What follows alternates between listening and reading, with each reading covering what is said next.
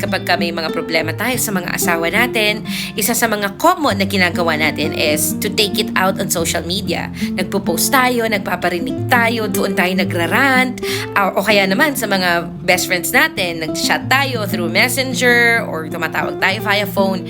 But today, I want to give you this advice. Before you run to the phone, run to the throne. Ano pong ibig sabihin nun? Bago tayo mag-post sa social media, lumapit sa mga kaibigan natin online, tumawag, mag-chat, bakit hindi mo subukang tumakbo muna sa throne?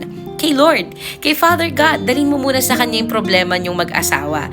And that is one proven practice na na-experience ko po sa aking buhay mag-asawa. Sa aming mga misunderstandings ng aking husband, I have proven and tested so many times how powerful and effective prayer can be to resolve conflicts, to fix arguments, and even yung mga nararamdaman kong pain